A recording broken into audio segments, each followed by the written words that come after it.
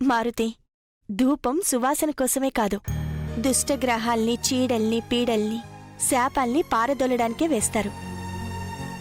ఆహా, మీరు సూపర్ అమ్మాయి గారు. వేసేయండి వేసేయండి, ఇల్లంతా వేసేయండి. ఉమ్.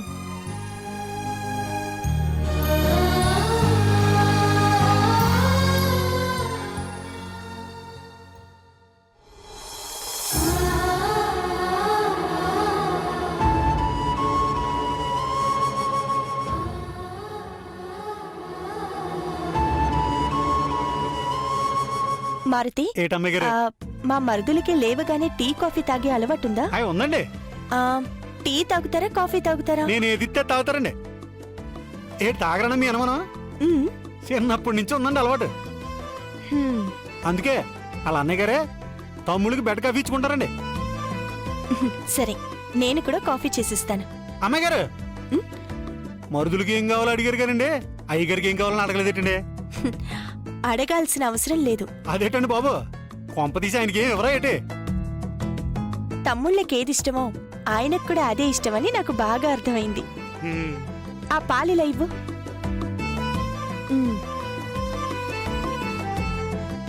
ఇంట్లోకి అడుగు పెట్టిన దగ్గర నుంచి ఇంటికి ఓనర్లా బిహేవ్ చేస్తుందన్నయ్య. అవునన్నయ్య, చాలా మంచిది అని మనం అనుకోవాలని ధూపాలు దీపాలు పెట్టి స్తోత్రాలు చదువుతూ పూజలు చేస్తుంది. మనకి కాఫీలు కూడా చేసి తీసుకొస్తుందంట. మనల్ని పడేయడం కోసం ఆవిడ ఏమైనా చేస్తుంది. అంటే మనల్ని విడగొట్టేస్తుంది అన్నయ్య? రేయ్, నువ్వు నోరుమిరా. అది ఎవరి వల్ల అయ్యే పని కాదు. ఒక్క విషయం గుర్తుపెట్టుకోండి, ఆవిడ మన కోసం ఏం చేసినా, మనకి ఏమిచ్చినా బాలేదనే చెప్పాలి. అంటే ఇప్పుడిచ్చే కాఫీ బాగుంటే బాగున్నా కూడా బాలేదనే చెప్పాలి. ఓకే అన్నయ్య. అంతే కదన్నయ్య? అంతే. Good morning.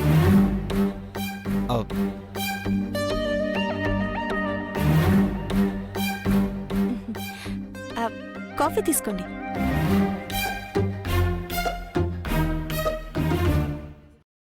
ఆగండి ఆగండి. నేను మీ అన్నయ్య భార్యగా మీ ఇంట్లో అడుగు పెట్టాను కాబట్టి నా గురించి మీరు, మీ గురించి నేను తెలుసుకోవడం అవసరం. ఆ రోజు మీరు మా ఇంటికి దొంగల్లా ఎందుకొచ్చారో నాకు తెలీదు. అలా రావడానికి కారణం ఏంటో కూడా నాకు అర్థం కావడం లేదు.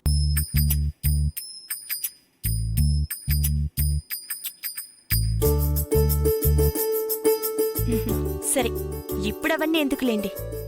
నా పేరు సీత. నాకు అమ్మా నాన్నలు లేరు. చిన్నప్పటి నుంచి మా నానమ్మ తాతయ్యల దగ్గరే పెరిగాను. నేను స్కూల్ టీచర్ని. ఇంటి దగ్గర పిల్లలకి పాఠాలు కూడా చెప్తాను. నా గురించి గొప్పగా చెప్పడానికి ఇంతకంటే ఇంకేం లేదు. ఇప్పుడు మీ గురించి చెప్పండి. నీ పేరేంటి? నా పేరు నాని. నేను డిగ్రీ ఫస్ట్ ఇయర్ చదువుతున్నాను.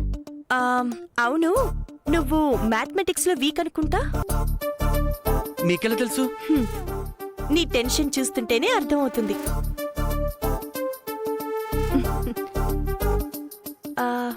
నీ పేరేంటి? నా పేరు శ్రావణ్. ఏం చేస్తుంటావు? నాది MBA ఫినిష్ అయింది. అన్నయ్యకి బిజినెస్ లో హెల్ప్ చేయడం, షాప్ అకౌంట్స్ చూసుకుంటాను. ఓ గుడ్. నీ పేరేంటి? నా పేరు శంకర్. ఇంటి పనులు, వ్యవసాయంతో పాటు అన్నయ్యకి ఏం కావాలన్నా నేనే దగ్గరుండి చూసుకుంటాను. మరి చదువు? అర్థమైంది. అన్నయ్య మీద ప్రేమతో చదువుని అటకెక్కించావన్నమాట.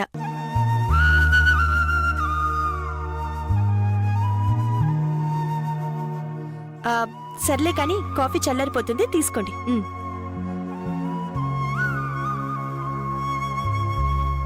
తాగండి.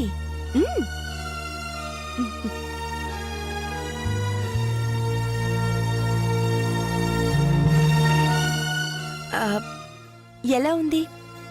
కాఫీ నచ్చిందా?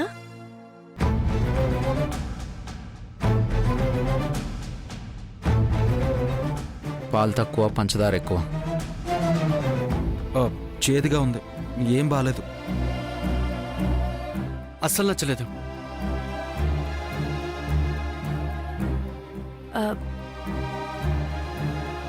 మీకెలా ఉంటే ఇష్టమో నాకు తెలీదుగా. నెక్స్ట్ టైం నుంచి మీ అందరికీ నచ్చేలా చేస్తాను, సరేనా?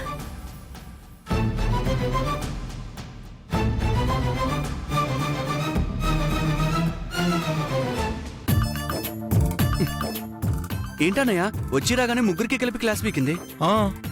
ఆవిడ గారు టీచర్ కదా, ఆ తెలివితేటలు మన మీద చూపిస్తుంది.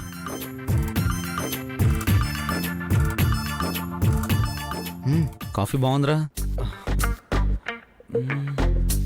అవునన్నయ్య, చాలా బాగుంది. అదేంటి బాలేదని చెప్పమన్నారుగా, మరి ఇప్పుడు బాగుందంటారేంటి? అరే, వెళ్ళిపోయింది కాబట్టి ఏమనుకున్నా పర్లేదు.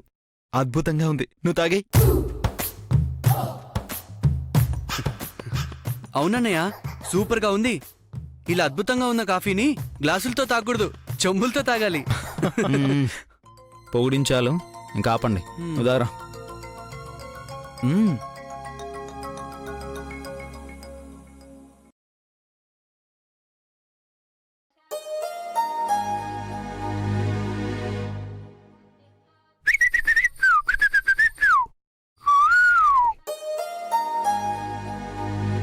అబ్బాయి గారు, అన్నయ్య గారు బట్టలు ఇస్త్రీ చేస్తున్నారండి. అవునరా. మీరు శ్రమ పడాల్సిన అవసరం లేదండి. ఏ ఆ అమ్మాయి గారు ఎప్పుడో చేసేసారండి. అదేంటి నేను చేయాల్సిన పని ఆవిడ చేయడం ఏంటి? ఇప్పటి నుంచి వాళ్ళ ఆయన గారి పనులన్నీ ఆవిడ గారు చూస్తున్నారండి. ఉంటానండి.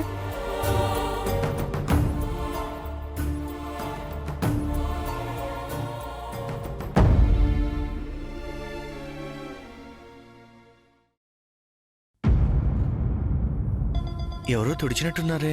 మీ వదినమ్మ గారండి. మీకంటే ముందే మీ వదిన గారు తడిగుడ్డతో తుడిచి ఆయిల్ ఎట్టి పాలిష్ చేశారండి. చూడండి ఎలా నెగ ఆడిపోతున్నాయో. మా అన్నయ్య చెప్పులు ఆవిడ శుభ్రం చేయడం ఏంటి? చెప్పులు ఒకటే కాదండి, మీ అన్నయ్య గారికి బెల్టు, పరసో, కర్చీఫ్ అన్నీ రెడీ చేసి పెట్టారండి.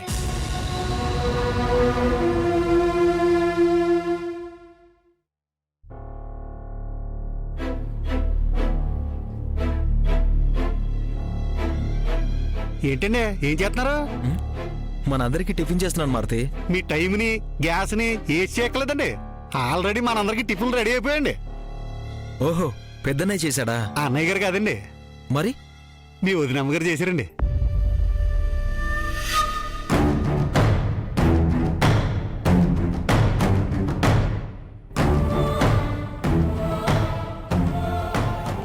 ఏంట్రా మనం చేయాల్సిన పనులన్నీ ఆవిడ చేస్తుందేంటి? అంటే మనం విడిపోతాం అన్నమాట. రేయ్, నువ్వు ఆగరా. మనం చేసేవన్నీ ఆవిడ చేసేస్తే ఆవిడ అన్నయ్యకి దగ్గరై మనమంతా దూరం అయిపోతామని ఆమె ప్లాన్ అన్నయ్య. అంటే మనం విడిపోవడం గ్యారంటీ కదా అన్నయ్య? రే చిన్నోడా, నువ్వు ప్రతిసారి అదే మాట అనుకో.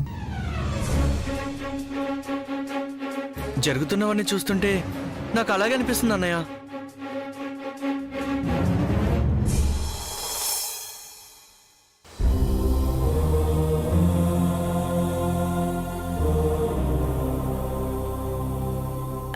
టిఫిన్ చేద్దురుగాని రండి. ఏంటయ్య గారు అలా చూస్తున్నారు? ఆ అమ్మగారు టిఫిన్ పిలిచారేంటానా? ఒక టిఫినే కాదండి, మీ బట్టలు ఇస్త్రీ చేసింది, చెప్పులు తుడిచింది, ఇంటి ముందు ముగ్గేసింది కూడా ఆ అమ్మగారేనండి. ఇవన్నీ మీరు చేయటం దేనికండి? మీకెందుకు శ్రమ? ఇది శ్రమ కాదండి, నా బాధ్యత. ఇంటిని అందంగా ఉంచుకోవడం, ఇంట్లో వాళ్ళందరినీ మంచిగా చూసుకోవడమే ఇల్లాలు చేసే పని. నేను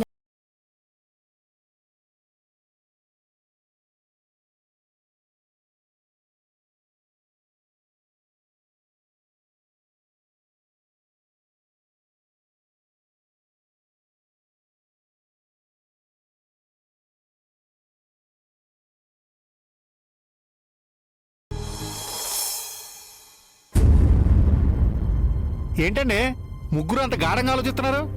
అవతల మీ వదిన గారు టిఫిన్కి పిలుస్తున్నారు, రండి. నాకు ఆకలిగా లేదురా. నాకు తినాలని లేదు.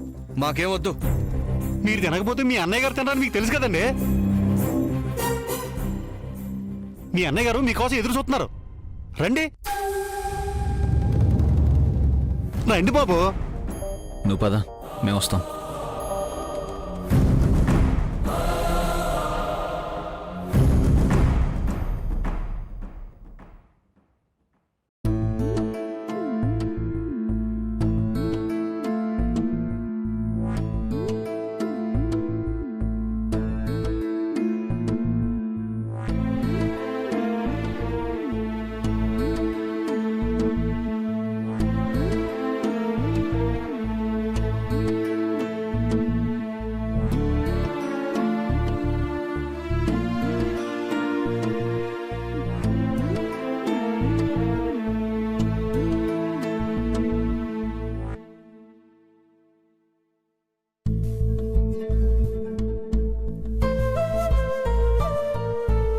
పెసరట్ట అవును. నాకు ఇష్టం లేదు. నాకు పూరి అంటే ఇష్టం. నాకు ఉప్మా అంటే ఇష్టం. మీకేది ఇష్టమో నాకు తెలియదు కాబట్టి అందరికీ ఒకటే టిఫిన్ చేశాను. ఎవరికి ఏమి ఇష్టమో చెప్తే రేపటి నుంచి అవన్నీ చేసి పెడతాను. మీకు ఆ శ్రమే అవసరం లేదు. మాకు ఇష్టమైనవేవో మేమే చేసుకుంటాం. రేయ్, ఎవరికి ఏం కావాలో అడిగి చేసి ఇవ్వటానికి ఇదేం హోటల్ కాదు. మన కోసం తను చేసి పెట్టినందుకు సంతోషించకుండా కామెంట్ చేస్తారేంటి?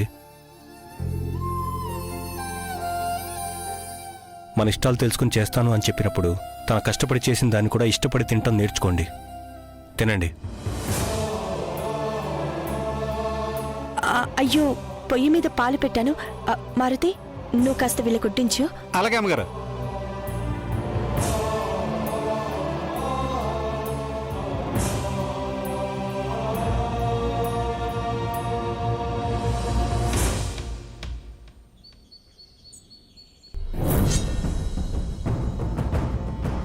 అదేంట్రా నాకు అర్థం కావట్లేదు.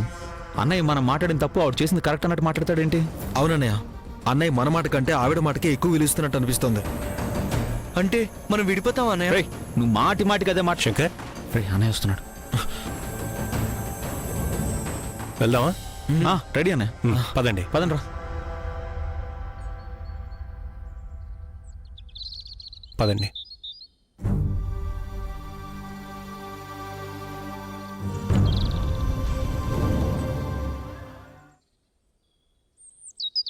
ఆగండి ఆగండి ఆగండి. ఏంటండి? ఒక నిమిషం.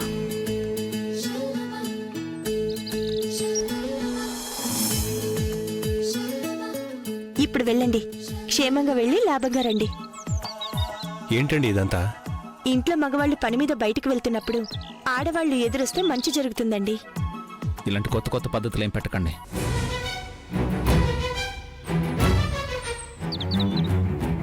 మాకిలాంటివన్నీ నచ్చవు. మాకు అవసరం లేదు కూడా. ఇది అవసరం కాదు నాని. ఇంటి ఇల్లాలిగా నా బాధ్యత. పనికిరాని సెంటిమెంట్లన్నీ అలవాటు చేయడం బాధ్యత అంటారేంటి?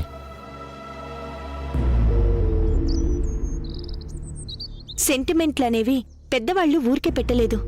ప్రతిదానికి ఓ అర్థం పరమార్థం ఉంటుంది. అంటే మీరు క్షేమంగా వెళ్ళి లాభంగా రండి అన్నంత మాత్రాన మాకు లాభాలు వచ్చేస్తాయా?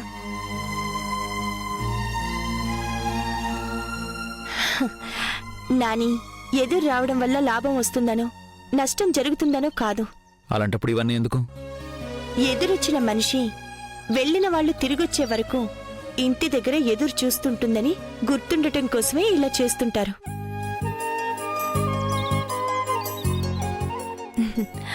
ఆ మనిషి గుర్తొస్తే ఇల్లు గుర్తొస్తుంది. ఇల్లు గుర్తొస్తే బాధ్యతలు గుర్తొస్తాయి. బాధ్యతలు గుర్తొస్తే చేసే పని మీద భక్తి శ్రద్ధలు పెరుగుతాయి.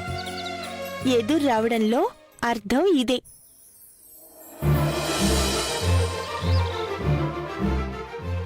ఇప్పుడు వెళ్ళి రండి.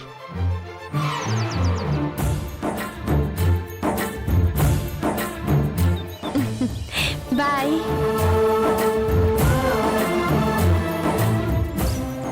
బాయ్. రీ, బాయ్ చెప్తున్నావేంట్రా? ఆవిడ బాయ్ చెప్తుంటే నాకు తెలియకుండానే బాయ్ చెప్పేశాను అన్నయ్య.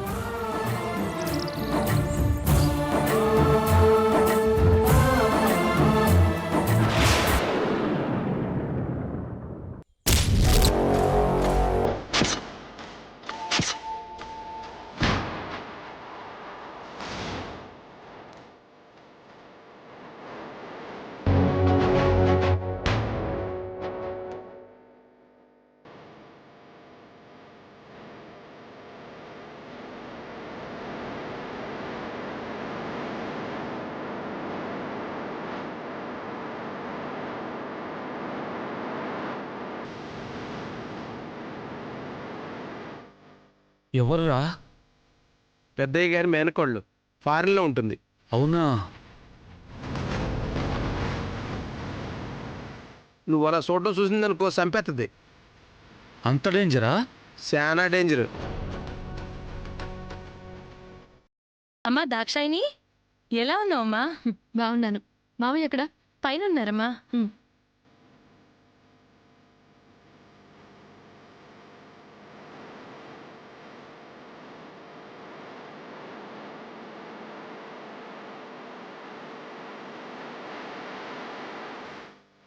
మామా, మేనమామా,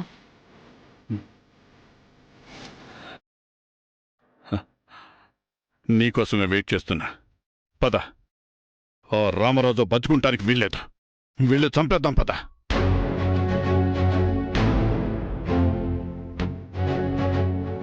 మామా. అయ్యో మామా, శాంతం మామా. ఆకాశం అనంతం, ఆవేశం అనర్థం అని అంటారు. నీ వయసుకు కావాల్సింది ఆవేశం కాదు, ఆలోచన. ఆలోచించబట్టే నువ్వు వచ్చే వరకు వాణ్ణి చంపకుండా ఊరుకున్నాను. ఎవరో అమ్మాయిని ఇంటికి తీసుకొచ్చి దాంతో కాపురం చేస్తున్నా సరే నా కోపాన్ని అణుచుకొని చేతగాని వాళ్ళ కూర్చున్నాను. ఇంకా ఏంటమ్మా ఆలోచిస్తున్నా? నేను చెప్పిన మాట మీద నీకు నమ్మకం లేదా? వాడు పెళ్లి చేసుకోవడం ఊరి జనం మొత్తం చూశారు. వాళ్ళ మీద కూడా నీకు నమ్మకం లేదా? మామా, మేనమామా, నాకు నీ మీదున్న నమ్మకం కన్నా, ఊరిజనం మీదున్న నమ్మకం కన్నా రామరాజు మీదున్న నమ్మకమే ఎక్కువ. తన నిజాయితీ మీదున్న నమ్మకమే ఎక్కువ. రామరాజు తప్పు చేయడు అని నా నమ్మకం.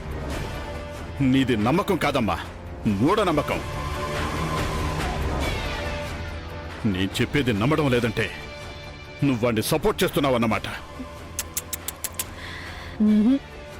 మామా, నాకు తెలియకుండా నా వెనక ఏం జరిగినా, ఎవ్వరు ఏం మాట్లాడుకున్నా నేను పట్టించుకోను. ఊరి జనం చూసింది నిజం కావచ్చు, నువ్వు విన్నది నిజం కావచ్చు, నువ్వు చెప్పేది నిజం కావచ్చు. కానీ నేను నమ్మాలంటే నా కళ్ళతో నేనే చూడాలి. రామరాజు మంచివాడని, వాడు ఏ తప్పు చేయడని నువ్వు చెప్పావు కాబట్టి మీ అక్క చనిపోవడానికి కారణం వాడే అని తెలిసినా కూడా వాణ్ణి చంపకుండా వదిలేశాను. ఇన్ని రోజుల నుంచి వాడు ఎక్కడ తప్పు చేస్తాడో వాణ్ణి ఎక్కడ పట్టుకుందామని 1000 కళ్ళతో ఎదురు చూశాను. ఇప్పుడు తప్పు చేశాడు. వాణ్ణి నువ్వు క్షమించినా నేను క్షమించను. మీ అక్క రామరాజు కారణంగానే చనిపోయిందని మనకు తెలుసు. వాడు మీ అక్కని కాదని ఇప్పుడు ఇంకెవరినో పెళ్లి చేసుకున్నాడు. అదే మీ అక్కనే పెళ్లి చేసుకునుంటే ఇప్పుడు మన ముందే ఉండేది కదా.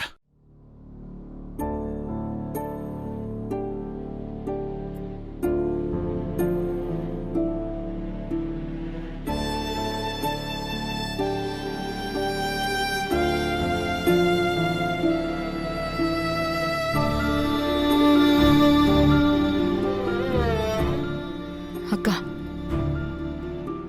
నీకు జరిగిన అన్యాయానికి బదులు తీర్చుకోకుండా నీ చెల్లెలు ఇంత ప్రశాంతంగా ఉందేంటి అని అనుకుంటున్నావా? తుఫాన్ వచ్చే ముందు సముద్రం, భూకంపం వచ్చే ముందు భూదేవి కూడా ప్రశాంతంగానే ఉంటాయి. నేను కూడా అంతే. నువ్వు చనిపోవడానికి ప్రత్యక్షంగా కాని పరోక్షంగా కాని ఆ రామరాజే కారణమని నాకు తెలుసు. కానీ నీ చావుకి అసలైన కారణమేంటో నాకు పూర్తిగా తెలియాలి. నువ్వు రామరాజు కోసమే చనిపోయావని నాకు తెలుసు.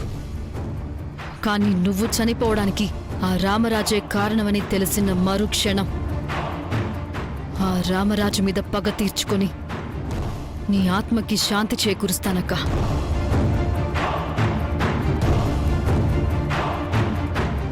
దాక్షాయిని, నీ పగ తీర్చుకునే టైం వచ్చింది.